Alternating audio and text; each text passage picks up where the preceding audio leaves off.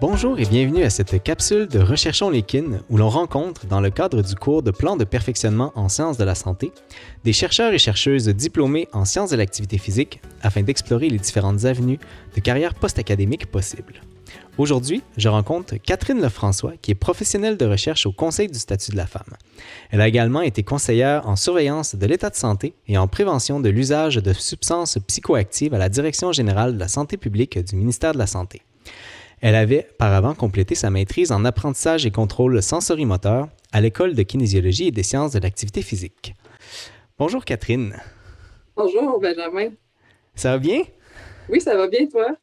Mais ça va très bien, merci. Merci d'avoir accepté de participer à l'entrevue pour parler finalement de ton parcours académique et post-académique avec les étudiants de l'École de kinésiologie. Est-ce que tu pourrais nous parler de ton emploi actuel? Mon emploi actuel, donc depuis pas très longtemps, je suis au Conseil du statut de la femme où j'agis comme professionnelle de recherche. Donc, le Conseil du statut de la femme, ça fait partie de la fonction publique québécoise et c'est un organisme qui a comme objectif de conseiller le gouvernement en matière d'égalité entre les hommes et les femmes. Donc, on a, comme au niveau de la recherche, on a deux principaux types de production, disons, qui sont des études. Donc, ça ressemble vraiment beaucoup à faire un mémoire de maîtrise ou une thèse là, à différents égards, là, mais c'est la démarche scientifique et de rédaction classique, où on a des mémoires. Donc, quand il y a des commissions parlementaires, ben, le conseil est invité à se positionner quand c'est pertinent et à déposer un mémoire, où là, c'est un travail qui va être de plus courte échéance, qui va aussi être une démarche scientifique, mais très écourtée parce que les délais sont très, très courts. Donc là, on parle surtout de revue de la littérature, c'est ça? Oui, mais pas que. Le conseil fait quand même fait différents types d'études. Là, c'est sûr qu'on n'est pas du tout dans des travaux revus par les pairs au sens strict. Là. Fait que c'est de la recherche un peu plus appliquée, fait que beaucoup de recensions d'écrits, mais il peut y avoir quand même aussi là, de la recherche empirique qui est faite. Comme des entrevues? Des entrevues, de l'analyse statistique, Okay. des groupes de discussion. Là, fait que ça dépend. Ça dépend beaucoup. C'est sûr que là, on est souvent dans des enjeux qui touchent peut-être plus des sphères des sciences sociales que des sciences de la santé. Mais la méthode peut toujours se rejoindre un peu. Puis auparavant, ben là, j'ai travaillé pendant 5 ans à la Direction générale de la santé publique dans deux fonctions différentes. Là. La santé publique, il faut comprendre qu'il y a comme 4 grandes fonctions. Avec la pandémie, on a beaucoup connu la fonction de protection. Mais il y a aussi la prévention, la promotion de la santé et la surveillance de l'état de santé. Donc, en surveillance de l'état de santé, ben là, on est vraiment plus dans le suivi d'indicateurs. Donc, on veut mesurer des phénomènes et les suivre dans le temps pour soutenir l'élaboration de politiques publiques, de programmes d'intervention. Puis, en prévention, ben là, on est plus au niveau de la planification des interventions, du soutien à la prise de décision gouvernementale et des politiques publiques. Puis là, plus précisément, là, je dis ça, ça veut dire quoi? Je faisais quoi dans ma job? Là? En surveillance, c'était vraiment de l'analyse statistique. Okay. Donc, merci à mon cours de biostatistique, MSO, je ne sais plus quoi. Donc, développement d'indicateurs, rédaction de publications à partir des indicateurs qu'on génère, donc de l'analyse statistique, mais aussi de la rédaction pour rendre ça accessible à des acteurs professionnels ou au public, dépendamment. Du soutien méthodologique à d'autres directions. Développer des activités de transfert de connaissances pour soutenir les activités régionales, développement d'enquêtes statistiques. Donc, il y a des enquêtes qui sont réalisées, là, des sondages, mais à très, très grande échelle pour développer des indicateurs populationnels. Donc, d'un peu des choses dans ce genre-là. Donc, en surveillance, c'est un peu ça au niveau national qui se fait. Puis, en prévention, ben moi, j'étais responsable de développer des programmes de recherche, de soutenir l'élaboration de politiques publiques là, au regard des substances psychoactives. J'avais aussi des responsabilités là, dans les activités de vigie, de suivi d'indicateurs. Donc, là, on était vraiment plus proche de l'intervention de santé publique. Fait que c'est un petit peu ça le portrait là, de qu'est-ce que ça mange en hiver au quotidien.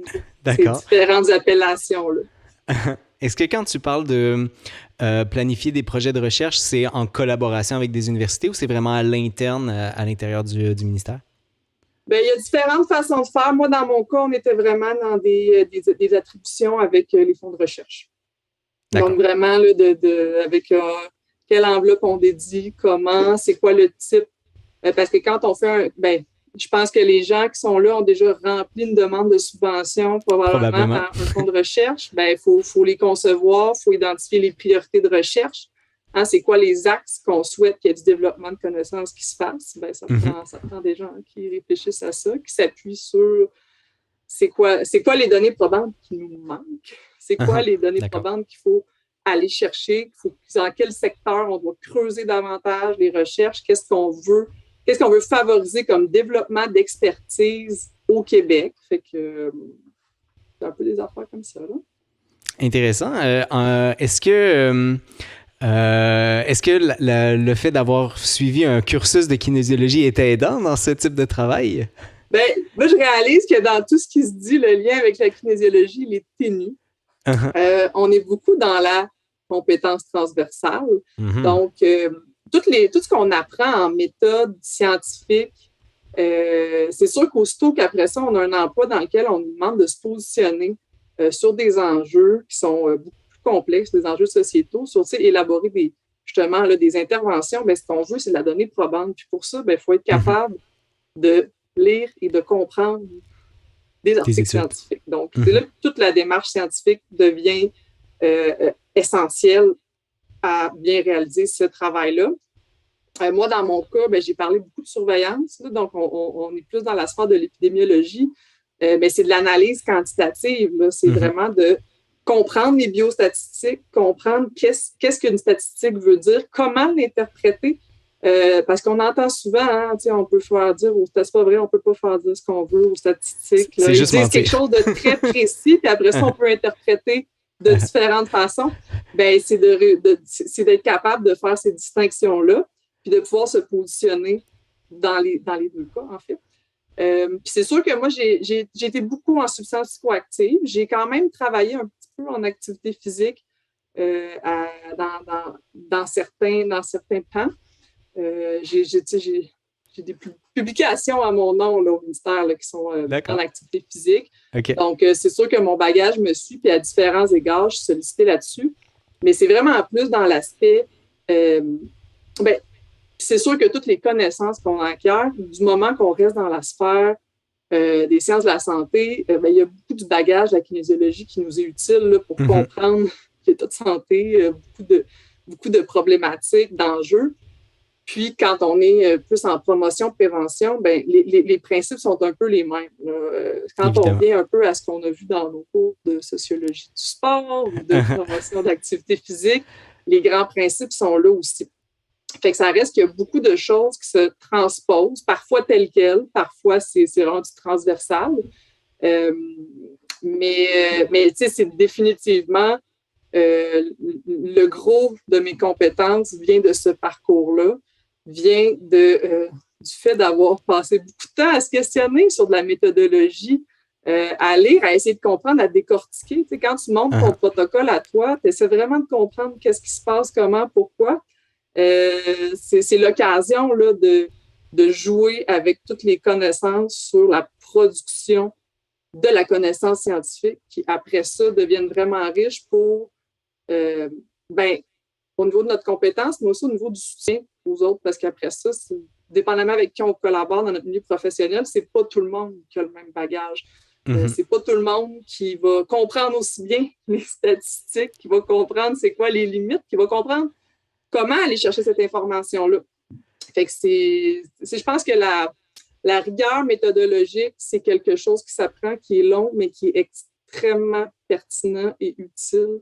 En tout cas, si on veut être au niveau des politiques publiques et de la prise de décision, c'est vraiment précieux et ça nous aide à se positionner favorablement. Il y avait beaucoup de petites perles de sagesse là, qui viennent d'être semées par toi durant cette dernière longue réponse. Je me pose la question, comment a été le passage entre la fin de tes études en kinésiologie et cette chose-là que de travailler au ministère, comment tu as trouvé ce travail-là? Qu'est-ce qui a été le déclic là, qui t'a amené vers ça? Mais mon parcours est un peu complexe. Moi, je m'intéressais, donc j'étais en apprentissage contrôle sensoriel-moteur, puis je m'intéressais plus spécifiquement, on travaillait beaucoup auprès de patients qui ont la maladie d'Huntington. Donc, nous, on travaillait dans le laboratoire avec des personnes qui ont des maladies des neurones centraux. Puis moi, c'était plus spécifiquement Huntington. Puis par la bande, je me suis impliquée auprès de la Société Huntington du Québec. Puis je donnais, moi, des ateliers de stimulation motrice. Okay. Avec des personnes atteintes. J'ai fait ça pendant mon cursus gradué. Et c'était une implication qui était prenante, mais qui était très, très, très enrichissante et très gratifiante.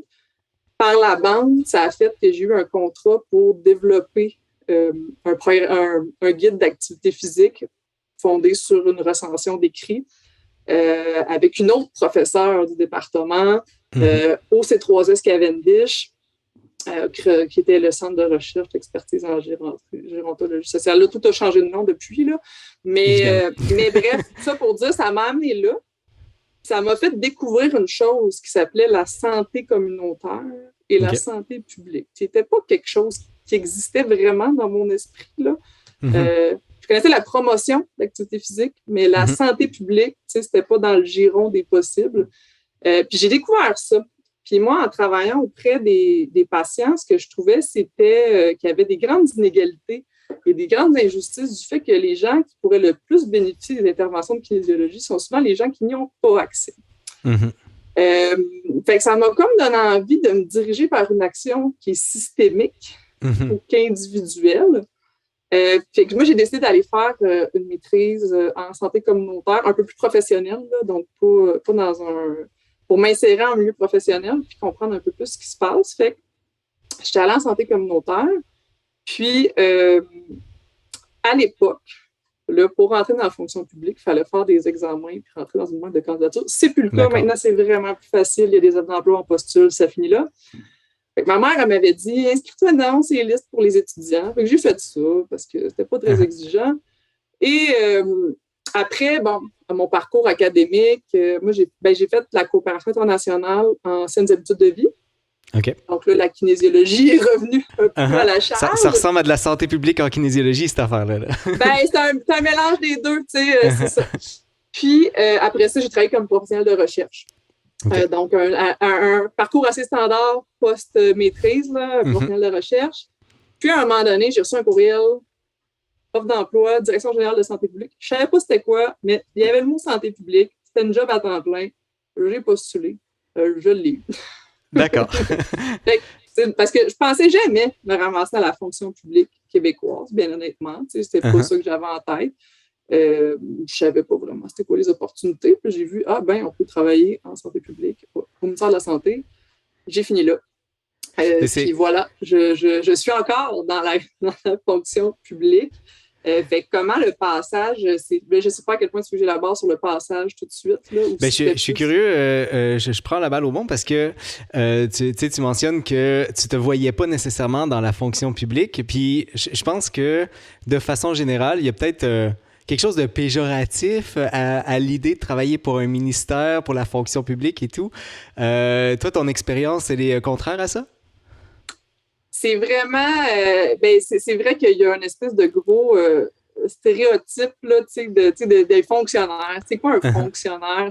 C'est vrai, c'est parce que la fonction publique, c'est tellement diversifié comme type d'emploi que c'est assez difficile d'attribuer une responsabilité. Ce que moi je fais, ce que la personne à côté de moi fait, ça peut être deux affaires complètement différentes. Vous allez parler à quelqu'un d'un autre ministère qui va faire complètement autre chose.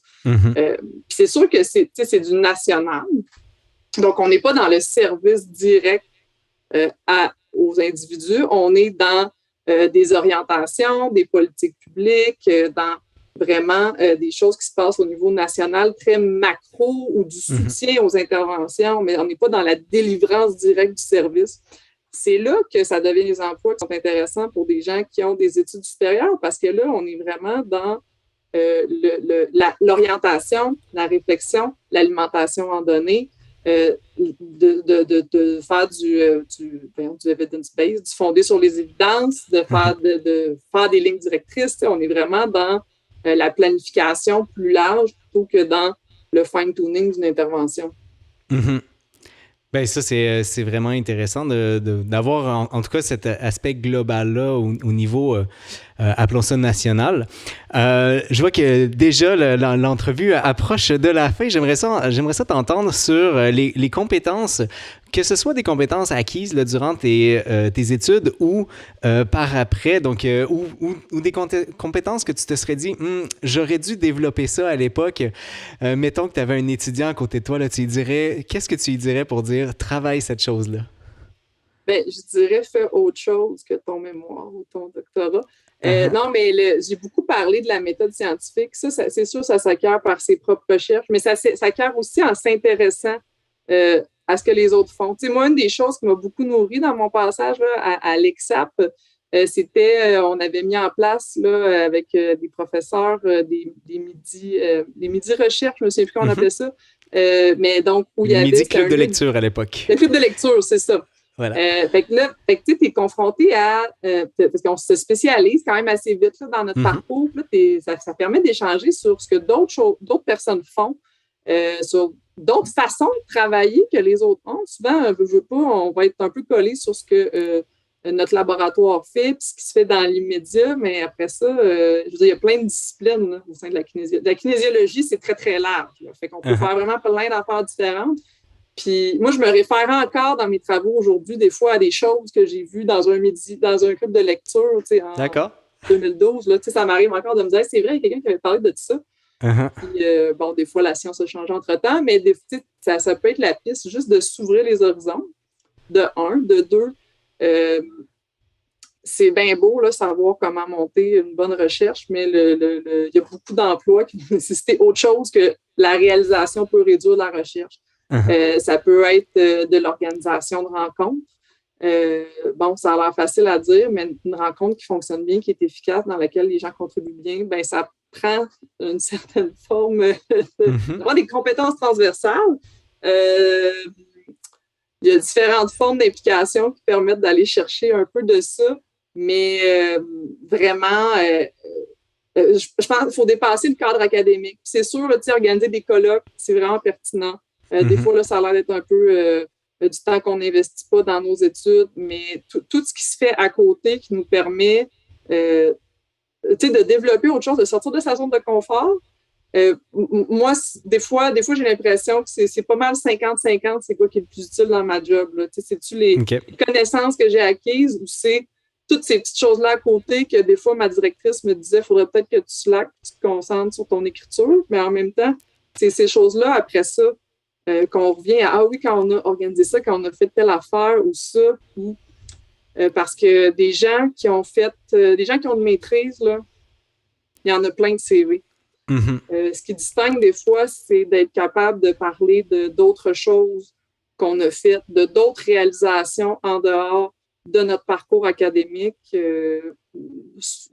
Souvent, on le fait parce que c'est le fun, de un, ça nous change les idées, mais en plus de ça, ça nous permet vraiment d'aller compléter un peu plus, là, parce que sinon, c'est un peu linéaire, puis ça prépare pas nécessairement bien. Puis moi, comme je l'ai dit, je me suis ramassée en santé publique, je savais pas vraiment c'était quoi. Je comprenais pas vraiment bien le système de santé, puis l'organisation du réseau, c'était quoi. C'est sûr qu'on disait, il y a des kinésiologues en CLSC, ça veut dire quoi? Le CLSC, ça s'insère dans quoi? J'aurais aimé ça un peu plus comprendre, c'est quoi les différents appareils publics qui existent, puis un peu où est-ce qu'on peut se positionner là-dedans, qui maintenant, c'est ça ma job. J'aurais jamais pensé que j'aurais pu me ramasser là parce que c'était juste pas des choses qui étaient sur la table.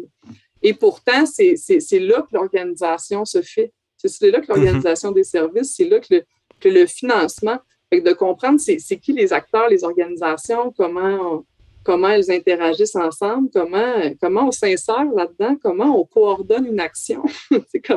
Comment on fait pour mettre en place quelque chose. Parce que au lieu de juste être la personne en bout de piste, là, un coup, tout le travail en amont a été fait, bien, ça prend des gens créer tout ça en amont. Puis ça, c'est la partie qu'on n'a pas eu beaucoup.